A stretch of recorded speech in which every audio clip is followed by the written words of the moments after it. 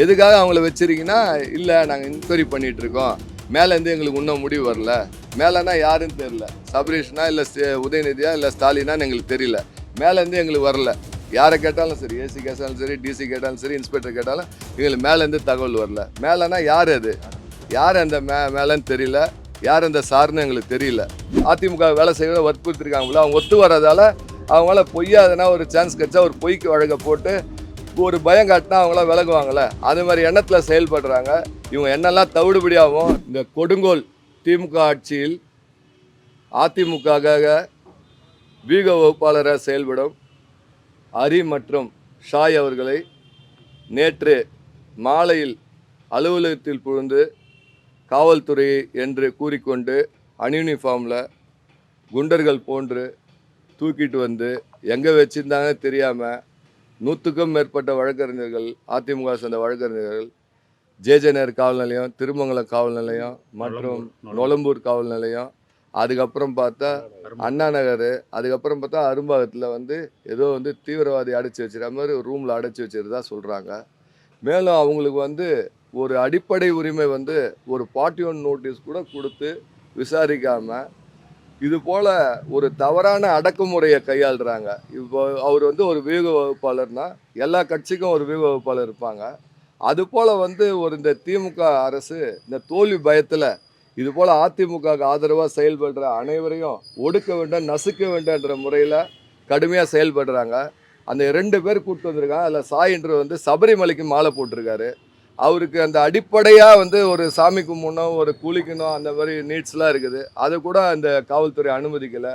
அவங்களுக்கு சாப்பாடு வாங்கி கொடுத்தாங்களான்னு தெரில. அவங்க சொந்தக்காரங்க, அவங்க உறவினர், நண்பர்களை, வழக்கறிஞர், ஈவன் வழக்கறிஞர்கள் கூட சந்திக்க விடாமல் இந்த திமுக அரசு கடுமையாக செயல்படுது. ஆனால் தவறான இது வந்து ஒரு சுட்டி காட்டுறேன்.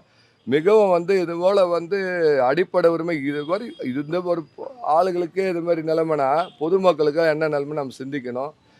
ஒரு கட்சிக்கு செயல்படுறாங்கன்றதுக்காக வந்து இது போல் நசுக்கக்கூடாது. இல்லீகல் டிடென்ஷனாக வச்சுருக்கிறாங்க. இதை பற்றி கேட்டால் எந்தவித தகவலும் கொடுக்க மாட்டுறாங்க.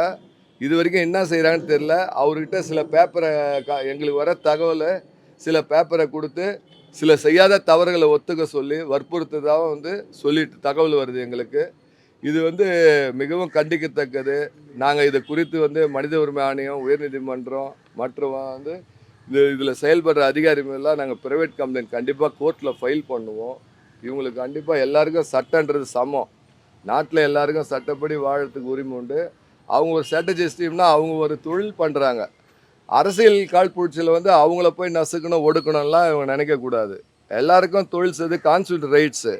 அவங்களோட தொழிலை தான் செய்கிறாங்க. இதில் வந்து கட்சிக்குள்ளே இதுனா அதிமுகவுக்கு வந்து செல்வாக்கு பெருகிட்டு இருக்கிறதால இதெல்லாம் பொருட்படுத்த முடியாமல் அந்த பயத்தில் வந்து திமுக இது போல் செயல்படுது. இது வன்மையாக கண்டிக்கிறோம். வழக்கறிஞர்களை கூட சந்திக்க விடாமல் என்ன நடக்குதுன்னே காட்டாமல் ஒரு பூத கதை மாதிரி பண்ணிகிட்ருக்காங்க. இது வந்து அவங்க சாதாரண குடிமகன் தான். அவங்க ஒரு ஸ்ட்ராட்டஜிஸ்ட் டீமு. இது வந்து இதனால் வந்து இது குறித்து நாங்கள் வந்து நீதிமன்றத்தில் கண்டிப்பாக முறையிடுவோம். சார், இப்போ நேற்று அரெஸ்ட் பண்ணியிருக்காங்க. இது குறித்து ஏதாவது எஃப்ஐஆர் போட்டாங்களா சார்? எந்த தகவலும் சொல்ல மாட்டுறாங்க சார். சாய் ஹரின்றவங்க வந்து 2 பேரும் இன்னசென்ட் சார். அவங்க வந்து அவங்களோட இது ஸ்ட்ராட்டஜிஸ்ட். அவங்க வந்து வியூக வகுப்பாளர். அவங்க வந்து எந்த வேலை செய்ய போகிறாங்க? அவங்க கொடுத்த வேலையை அவங்க செய்கிறாங்க. இது போல் எல்லா கட்சியிலும் வியூக வகுப்பாளர் இருப்பாங்க. இது ஒரு ஸ்ட்ராட்டஜியாக பயன்படுத்துகிறாங்க போல. இது மாதிரி செய்கிறவங்கள கலைச்சி விடணும், இவங்கள த்ரிட்டன் பண்ணணும். எங்களுக்கு கட்சி தகவல் பார்த்து அவங்கள வந்து ஏதோ வற்புறுத்திருக்காங்க போல. இந்த மாதிரி அதிமுக வேலை செய்கிறத வற்புறுத்திருக்காங்க போல. அவங்க ஒத்து வர்றதால அவங்களால பொய்யா எதனா ஒரு சான்ஸ் கிடைச்சா ஒரு பொய்க்கு வழக்க போட்டு ஒரு பயம் காட்டினா அவங்களாம் விலகுவாங்கள்ல, அது மாதிரி எண்ணத்தில் செயல்படுறாங்க. இவங்க என்னெல்லாம் தவிடுபடியாகவும் நாங்கள் நீதிமன்றத்தில் நிச்சயமாக நாடி தகுந்த பாடத்தை திமுகவுக்கு புகுட்டுவோன்னு தெரிவிச்சுக்கிறோம். சார், இப்போ என்கொயரின்னா கூப்பிடுவாங்க, 2 மணி நேரம் விசாரிப்பாங்க, அனுப்புவாங்க, திரும்ப இன்னொரு என்கொயரி நோட்டீஸ் கொடுப்பாங்க. இது திமுக ஆட்சியில் இதெல்லாம் நம்ம எதிர்பார்க்கவே முடியாது. இவங்க வந்து மன்னர் ஆட்சியில், இது கொடுங்கோல் ஆட்சி. இதில் வந்து காட்டாட்சி. இதில் வந்து நம்ம இந்த போல் வந்து லீகலாக வந்து 41 நோட்டீஸ் கொடுப்பாங்க, கூப்பிட்டு விசாரிப்பாங்க. அப்பன்ஸ் அவர் தலையிட்டு இருந்தால் தான் பிரைமா பேசி மேடோவர் தான் ரிமாண்ட் போடுவாங்கலாம் எக்ஸ்பெக்ட் பண்ணக்கூடாது நம்ம. இவங்க வந்து ஒரு மன்னர். இவங்க நல்லா ஹிட்லர் ஆட்சி தான் இது. இவங்க அவங்களுக்காக செயல்படுவாங்க. தன் குடும்பம் அது போல் தான் செயல்படுவாங்க. மக்களை பற்றிலாம் சிந்திக்க மாட்டாங்க. இது வந்து ஒரு லீகலாக கடைபிடிக்க வேண்டிய அடிப்படை இதுவே கடைபிடிக்கல இதில். இது இல்லீகல் டிடென்ஷன் தான் இது ஃபுல்லாகவே. நேற்று ஈவினிங்லேருந்து வச்சுருக்காங்க.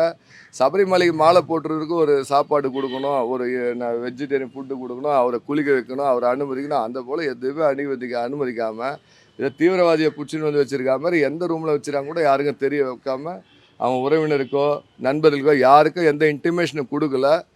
அவங்கள வற்புறுத்துறது தான் எங்களுக்கு வர தகவல். அவங்கள வற்புறுத்தி சில பேப்பர்ஸில் கையெழுத்து கேட்குறாங்க, அந்த தகவல் வருது. அவங்கள செய்யாத தவறெல்லாம் ஒத்துக்க சொல்லி வற்புறுத்துகிற மாதிரி எங்களுக்கு தகவல் வருது. எதுக்காக அவங்கள வச்சுருக்கீங்கன்னா, இல்லை நாங்கள் என்கொயரி பண்ணிகிட்ருக்கோம், மேலேருந்து எங்களுக்கு இன்னும் முடிவு வரல. மேலேனா யாருன்னு தெரியல, சபரீஷனா இல்லை உதயநிதியா இல்லை ஸ்டாலினான்னு எங்களுக்கு தெரியல. மேலேருந்து எங்களுக்கு வரல. யாரை கேட்டாலும் சரி, ஏசி கேட்டாலும் சரி, டிசி கேட்டாலும் சரி, இன்ஸ்பெக்டர் கேட்டாலும் எங்களுக்கு மேலேருந்து தகவல் வரல. மேலேனா யார் அது, யார் அந்த மேலேன்னு தெரியல, யார் அந்த சார்னு எங்களுக்கு தெரியல. அதனால் அவங்க தான் இந்த நீங்கள் கேட்ட கேள்விக்கு பதில் சொல்லணும். என்ன வச்சிருக்கேன் எது வச்சிருக்கான்னு சொல்லிட்டு 2 நாளுக்கு முன்னே நடந்ததுன்னா, இப்போது ஒருத்தர் வந்து நேற்று ஈவினிங்கை வந்து கூப்பிட்டு வந்திருக்கீங்க, நீங்கள் அரெஸ்டானே வச்சிக்கலாம். அரெஸ்ட்னா நீங்கள் கோர்ட்டில் ரிமாண்ட் பண்ணணும், இல்லைன்னு வச்சுக்க அவர் மேலே தப்புலாம் விசாரிச்சு விடணும். எதுக்காக வச்சு மிரட்டிட்டு இருக்கீங்க? மிரட்டி என்ன சாதிக்க போகிறீங்க? என்ன எதிர்பார்க்குறீங்க அவங்ககிட்ட இருந்து? எதுக்காக இது மாதிரி பண்ணுறீங்க? அவங்க ஸ்ட்ராட்டஜி டீம் ஒரு வகுப்பெல்லாம் அவங்களோட ஒர்க் இது. அவங்க வந்து ஒரு ஒர்க் பண்ணுறதுக்காக வந்திருக்காங்க. இது போல் வந்து பண்ணால் இது வந்து இது திரும்பும். ஆட்சி மாற்றம் வரும்போது எல்லாமே நடக்கும். இது வந்து காவல்துறையை வந்து தவறாக பயன்படுத்துகிறாங்க. இந்த திமுக அரசு காவல்துறையை தவறாக பயன்படுத்தி எல்லாரையும் மிரட்ட பார்க்குறாங்க. இந்த மிரட்டல் உருட்டலுக்கெல்லாம் இந்த அதிமுக அஞ்சாது. இதெல்லாம் நீதிமன்றத்தில் கண்டிப்பாக சந்திக்கும். சார், இப்போ ஒரு சஸ்பெக்ட் பர்சன்னா ஏதாவது ஒரு ஆதாரத்தோட தான் கூட்டிகிட்டு வர முடியும். அந்த ஆதாரத்தை இவங்களால 12 மணி நேரத்துக்கு மேலே ஆயுது இப்போ அரசு கொண்டு வந்து வச்சு. இதுவரையும் அவங்களால ப்ரூஃப் பண்ண முடியாமல் தான் இருக்காங்க அப்படின்னு நினைக்கிறீங்க? ஆதாரம் இல்லாதால தான் அவங்க வந்து திக்குமுக்கா இடி கிடக்குறாங்க. அதுக்கு ஏதாவது ஃபேப்ரிகேட் பண்ணி ஏதாவது போர்ஜரி பண்ணி ஏதாவது பண்ண முடியுமான்னு ஒரு யோசிச்சுட்டு இருக்காங்க. அவங்களால எதுவும் பண்ண முடியல. ஏன்னா தப்பே பண்ணாதவங்கள, அந்த சாய் ஆரியம் தப்பே பண்ணாதவங்கள அவங்கள எதில் அவங்க சிக்க வைக்க முடியும்? எந்த ஆதாரமும் அவங்ககிட்ட இல்லை. அதனால் அவங்க வந்து யோசிச்சுட்டு இருக்காங்க. இதை எதுவுமே பண்ண முடியல.